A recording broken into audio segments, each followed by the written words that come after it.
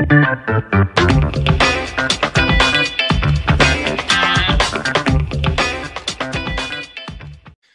and welcome to another episode of the Real Estate Investing Club. I'm your host, Gabe Peterson, and this is the place investors go to gain actionable advice, learn about current market trends, and hear war stories from other professional investors out there in the field today. Before we get started, I have two quick housekeeping items for you. First, if you like this episode, we would very much appreciate a like, subscribe, and share. It is the best way to support the show and keep it running far into the future. Second, if you're a new investor looking to get started in real estate or an experienced investor looking to take your investing to the next level, I've created an ebook just for you that will cover how to find deals that are actually deals, how to finance those deals with little to no money down, and how to exit those deals for maximum value. On top of that, I throw in an insane amount of free bonuses that you'll have access to once you buy the ebook. All I charge is our admin costs to keep this show running. So if you're serious about real estate investing and want to create both active and passive income as an investor, head on over to the website at therealestateinvestingclub.com and click on the button that says get the ebook in the upper right-hand corner to grab yourself a copy. With that said, let's dive right in. Today we have a very special guest with us, ready to drop some investor knowledge on you. So buckle up, grab your pen and paper, and enjoy the ride. All right. We are back with another episode of the Real Estate Investing Club. Today we got Cowboy Joe back with us. He was on a recent episode. I should have looked up the actual episode, but it was a number of episodes ago. Joe came on. He's back to share more wisdom. For you guys that don't know, Joe has been involved in pretty much everything you can think of, ranging from subdivisions, multifamily, bed crew lodges, Gulfront condos, resorts, commercial buildings, you name it, he's done it. He's really focused on land today, or land development today. So I am really excited to have him on here and talk shop. So Joe, thanks for hopping on. Thank you for having me on, Gabe. Looking forward to adding value to your viewers. Fire away. All right. I told you before we got on the show, we love stories here. We like to hear how people got into real estate in the first place. So what's your story? How'd you get into real estate in the first place? I think real estate and improving real estate was in my blood because I was raised on a ranch and my granddaddy was continuously improving the land. And that's where I got the bug for improving the land. How can I make the land better? And we built our own barns, built our own shops, fences. I don't know how many miles of fences I have built. Don't really want to know. But then I detoured, started doing government contracting, environmental remediation, things like that. And just the challenge of doing that was fun. It was different, but I still wasn't doing the land. And then I basically went into fixing and flipping. You know, everybody tells you have to do fix and flip and work your way up to land development. And I'm like, this ain't it. I just went straight into land development and that's what I love doing. I'm good at it, or I make money at it anyway. People say I'm good at it. That's a good indication. If you're actually making money, then you probably know something or two. And the thing I love about land is I used to joke that I don't have any artistic ability. When you put a paintbrush in my hand or music, I have no artistic ability. But when it comes to land, it's a blank canvas, and I do have artistic ability. I can envision what I can put on that blank canvas, and then I can make it come to life. So absolutely. It's true creativity in real estate starts with development. And that's, it's one of the most exciting things about real estate is just seeing how many possibilities there are with a plot of land, with a building, anything you're talking about. Your creativity can be endless. So, I mean, it's great. It sounds like you got started really at the roots. You were just working the land. That's how you grew up, and that's where the bug came from. I'm always jealous when I hear those stories because I'm like, man, I wish I grew up on a farm and put thousands of miles of fence in. But it ended up you got into development. So what was like your first development deal that you did? First development deal I did was fairly small. It was what they call a beach cottage subdivision, which is zero lot lines, setback lot lines, to where you're able to put houses really close together. And it's different than a condo because you do own an individual unit and the dirt under it, but the bulk of the area is common area, where it's similar to a condo. You have shared pools, shared recreation area, things like that, but it's a little bit more leeway than having a condo. And you do have your own personal space. Gotcha. So I mean, I've never developed any property. I've done a bunch of flips. I've rehabbed, commercial buildings, but I've never gone through the development process. I know it is much more intensive than doing flips. So can you kind of, as someone who has no experience in development, take me through the process of what it takes to develop a plot of land, from finding the land to getting it, developed and built out? Yes, the biggest thing is when you find the land, there's a little bit additional due diligence to do, besides just planning and zoning and what you're allowed to put on the property and whether you can upzone or downzone to fit what you want on there. But you have to check for, are there existing easements that could affect you, encroachments? Are there environmental concerns? Are there wetlands? Wetlands really slow down a project from a standpoint of trying to get mitigation credits or having to dodge them entirely, and how much they impact. Let's say you buy 100 acres, but if 60 acres of it's wetlands, then you've got a fairly small footprint that you can develop in.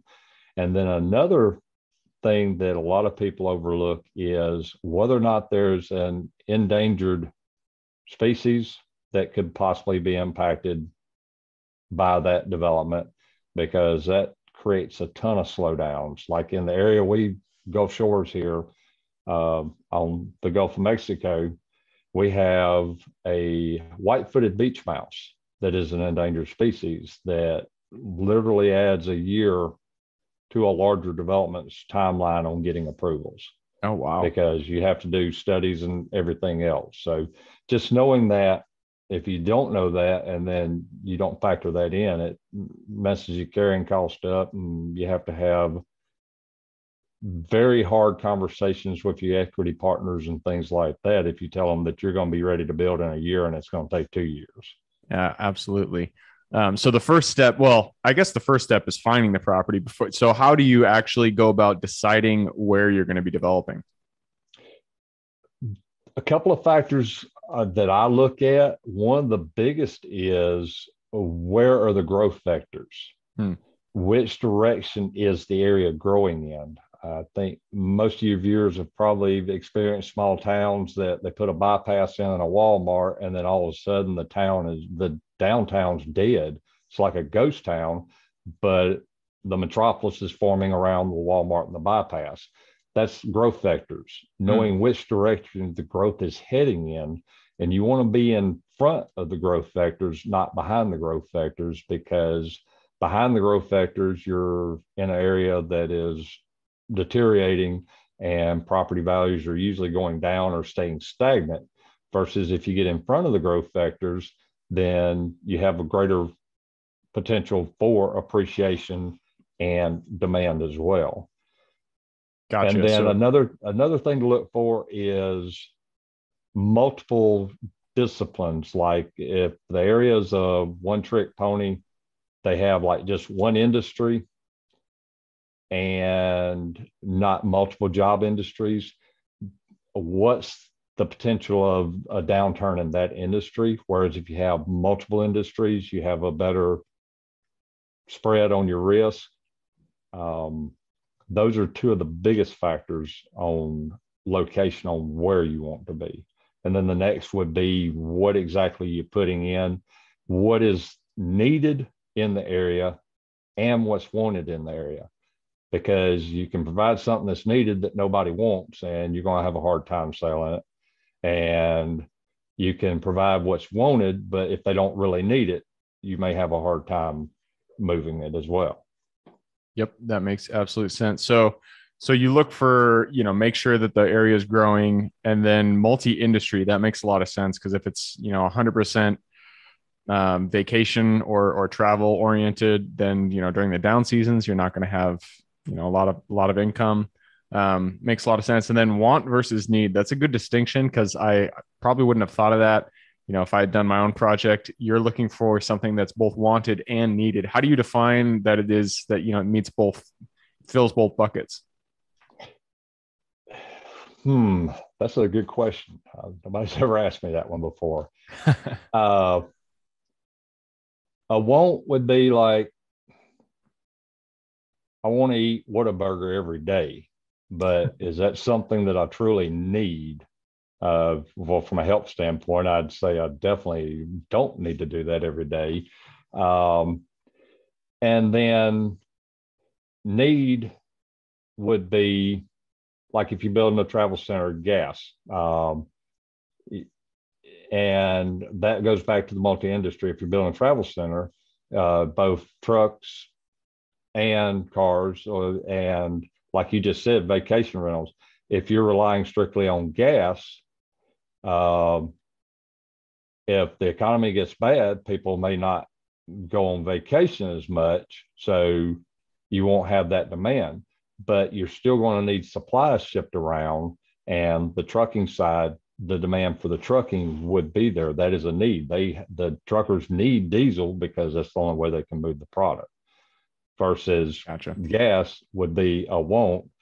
They want to go somewhere, but if there's a downturn, they don't need to go on that vacation. Gotcha. So when you're going through kind of the ideation process of identifying the land and what you want to do with it, how do you do that? Do you just like use Google and you look at the land and you think, okay, there's not a lot of so I do self-storage. How about we'll use that as an example. So there's not a lot of storage buildings around this specific location. It's probably needed because there's a multifamily right here. That's kind of how you do it, just by doing manual research, or is there a tool that you use? There may be tools out there. I'm not familiar with them because I am old school. I do it mostly manual, and I'm fortunate that I've been in this area for the length of time. So from a standpoint of looking for land, I don't really have to look for land. I have people continuously coming to me wanting me to develop something on properties. I've got probably 100 realtors that bring me stuff. And it's pretty much, I'm fortunate that I get to pick and choose what I want to do. But from a standpoint, if you're just starting out, like I said, look at the growth vectors where things are headed, go to planning and zoning meetings and get with the planning and zoning director of your area, see what they're doing, and also see what their idea is, where they want to go with things. See what they would like to see, because if you can develop stuff that the planning and zoning directors are wanting, your life gets a whole lot easier on getting approvals. Yep. And then once you know where they're going, what they want, then start looking for properties. Yep. Go to the GIS maps, look at the plat overlays, look for larger parcels that meet the area that you need to make that development, near major intersections, things like that. And then just same way you do wholesaling or fix and flip anything else, start sending cards or text, emojis, emails, however you can get a hold of that owner, skip tracing, whatever is necessary to get a hold of those owners, and just check their interests. It's just a matter of numbers at that point. Yep. Perfect. And so and as I understand it, I haven't done this, but most municipalities will have a map of their, future development desires, essentially, correct? Yes, just about every municipality, city, or county has what they plan on annexing, what they're wanting to develop, which direction they're wanting to carry things. And that's, I tell everybody, and it's not just land development, but it's all business. Business is relationships. The more relationships you build, the stronger relationships you build, the more successful you are. Planning and zoning directors and helping them create what they want to create is huge if you're in land development. Developing relationships with high net worth individuals that start to know, like, and trust you, to where you can have equity partners to do projects that you wouldn't be capable of. I mean, that's literally when I started, like I was telling you before we started, I started in fix and flip because everybody said you have to start small and work your way up. And I'm like, no, this isn't for me. Well, I didn't have the money to do land development. I mean, according to most gurus, you're supposed to be worth at least $5 million before you even think about land development. I think I was worth negative $50,000 when I did my first land development project. But I had people that knew me, knew my capabilities, and trusted me. So they became equity partners. And I'm capable of doing some fairly large developments myself without bringing equity partners now, but I still do bring equity partners because that allows me to keep my money free to where I can qualify for more projects. Whereas if I put all of my money in a development, then I'm locked into that development. Yep. Whereas if I keep my money to where I can qualify for more projects, I can do 5 projects versus 1 at a time. Oh, I never thought of it from that perspective. So you keep the money just so you can qualify for the extra loan or whatever it is that, for the project, not to get the return on it.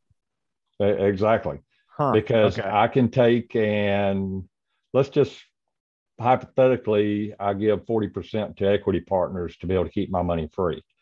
Well, $1 million project that clears, well, let's say it clears $1 million. So I gave $400,000 away. But if I had taken that money and kept it tied up, I made that 400,000. But if I'm able to do 5 more projects that each one of them net $1 million, then I've cleared $3 million versus losing 400,000. Yep. No, that makes complete sense to me. So I guess let's go a little bit further. I just took a peek at the clock. We are running low, but I want to dive a little bit further into this. The capital stack is usually something that a lot of, it's when you're just getting into bigger projects, it's something that you really need to start considering and have knowledge of. So what is your typical, when you get into a, $10 million project, what does your typical capital stack look like? Well, your capital stack consists of equity, traditional debt, and reserves. Most people don't think of reserves as part of the capital stack, but the reserves are the most critical part. And that's actually what bankrupted me the first time, was not having reserves, because everybody teaches you money sitting in a checking account's dead money. It's got to be working. That's BS. That's what I just talked about, was opportunity costs. If your money's working, then you lose opportunity on other projects. But the reserves are critical to make sure that you're able to keep that project going when you do hit hiccups. Yep. Then you have equity. That's where you have partners that participate in the upside, but they're also in a risky position because there's not a guarantee on it, but they have a lot more potential for upside. Then you have debt, which is most people are used to traditional bank debt, but there's also other debt you can use. There's private financing. And then one thing we use a lot is accruing interest only loans on longer term developments, so that you don't have that burden of having to make payments in the process of the development side of things. And then several metrics that we use to qualify and determine what the actual stack is on that project. You have DCR, which is your debt coverage ratio. That means just how much money that project's making above and beyond what the debt coverage is. For example, if you have a 1.2 debt coverage ratio, then you're at 20% above what the actual debt is. And then the other is your break-even ratio. And that's basically the same thing, but it's a slightly different fluctuation. That's how far your revenue can drop and still cover your debt. And I used 1.2, and usually break-even ratio is 80%. Most banks want to see a BER of 80% or less, and they want to see a DCR of 1.2 or better. And then, of course, LTV is loan to value. And when they're calculating that, that's actual cost to value versus loan to value, or the value of the project once it's built out. Yep. They usually loan based on what your actual cost of construction are. Gotcha. So when you're looking at these, you look for your DSCR or your DCR, debt coverage ratio is, you look for 1.2, and then your break even is about 80%. That is what most banks look for. I usually try to create a little bit more room. I'm usually in the 1.3, 1.4 on DCR. And I usually don't go above 75% on break even ratio. The main reason for that is rule number one in investing is never lose money. And I broke that rule numerous times early. And I really try hard to structure things now to where I don't lose money. Mm-hmm. And I'd like to be a little bit more conservative on things than the bank is. And the banks love it because it makes it easier for them to approve. Yep. Makes sense to me. All right. Well, thanks for diving into that. We do have to move on to the quick question round, but I just want to thank you for hopping on and sharing all the wisdom. I enjoy this. I can do it all day long. I love teaching people about land development. There you go. Thank you for inviting me. All right. So we're hopping into the quick question round. And the first question is always about your younger self. So if you could go back to the Joe who, let's say, hadn't done his first development project. He was just out there trying to make ends meet. Go back to him, look him in the eye, give him one piece of advice moving forward. Focus on the relationships and don't do business with people that you don't want to have a long-term relationship with. Very good advice. I love that. All right, moving on. The next one is habits. So if you could point to one thing you do day in and day out every day that you feel contributes the most to your overall health, well-being, and happiness, what would that be? I would say consistency and grit. I know that's two, but consistency is just no matter what volume of action, take action every day, even if it's a small action. And then two, grit is don't quit. You're going to get hit. It's not how hard you get hit, it's how quick you can get back up. Consistency and grit. I love it. All right. Now the next place is location. So the United States, many places, many square miles out there to invest in, which means there's a lot of opportunity. So if you could point to one place that is not your backyard that you're most excited to invest in, what would that be? I would say Florida has the biggest opportunity that I'm seeing right now that I would be willing to invest in the direction I'd be wanting to head in. And that seems to be kind of a sentiment echoed across many different guests here, is that Florida is where it's at. I actually just got back from Florida. I went to Fort Lauderdale for the first time ever. I'd never been to Florida before. And as luck would have it, they were having a cold front. It was like 40 degrees. I was like, what the hell? All right. Moving on. The next question is your Superman strength. So we are all gifted with something that we specifically are good at. Everybody is, nobody is out of that. We all have our specific gifts. So if you could point to one thing that is your Superman strength, what is that? Well, it would be grit. If you ever want to get in a fight with me, you better kill me because that's the only way you're going to win a fight. I don't quit. Grit it is. I love it. And that leads us to the last question. As I said, you've given us a lot of good advice, a lot of good wisdom, and I really appreciate it. I'm sure people listening and watching do as well. So what is the best way for someone who might be interested in reaching out? What's the best way for them to get in contact with you? Best way to reach me is my website, and that's www.cowboyjoe.me. It's got my events page. It's got a way to contact me, schedule a one-on-one call if you're interested in doing a deep dive on working with me in land development. Again, that's cowboyjoe.me. That's all the right. Best way to catch me.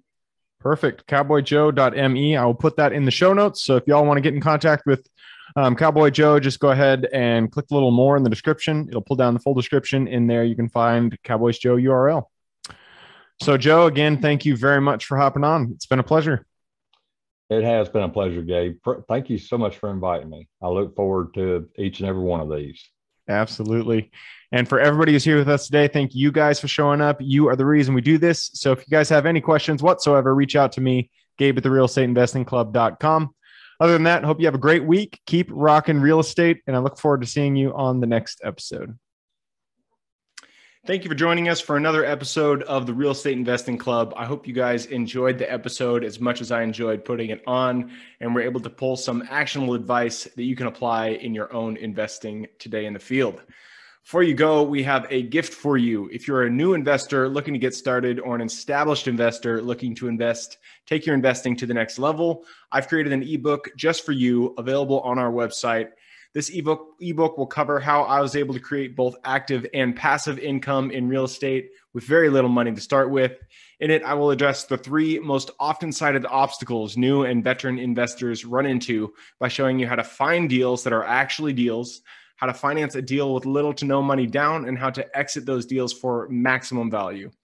And if you get the ebook today, I am throwing in a bundle of bonuses, 7 of them to be exact. The first one will be the off-market lead generation blueprint, which will take you through the exact systems and processes we use to generate off-market leads like clockwork, which is the most important skill when it comes to creating wealth in real estate. The second bonus is the A to Z REI systems and vendors guide, which will allow you to peek under the hood of our business and see the exact tools, systems, and even the vendors we use to see the success that we do. And the third bonus is the top 100 best performing keywords pack, which will give you the exact keywords we use to target motivated sellers online using PPC ads. The fourth bonus is our contracts bundle for wholesaling and renting real estate, which will give you access to all the contracts we use in the field to execute all different types of transactions. After that is the investor's quick analysis calculator and offer tool, which will allow you to quickly calculate whether a deal is an actual deal and will allow you to create an offer automatically from those calculations. This is a lot of bonuses that I said. I'm just going to keep going down the list. Number 6 is the investor's daily success tracker, which is a tracker you can use to ensure you are taking the right actions day in and day out to reach your financial goals in real estate. And the last bonus is the wholesaler's template for quick assignment cash, which will give you the templates we use to present our wholesale deals professionally and efficiently to our buyers. Whew, that is a bundle. So it's a mouthful. You get all of those bonuses for free when you download the ebook. All we charge is the admin cost to run the show. So if you're interested in the ebook and the bonus bundle, head on over to the website at therealestateinvestingclub.com. Click on Get the Ebook Bundle at the top of the page to take advantage of that deal. And with that said, I hope you have a fantastic day and even better week. Keep rocking real estate, and I look forward to seeing you on the next episode.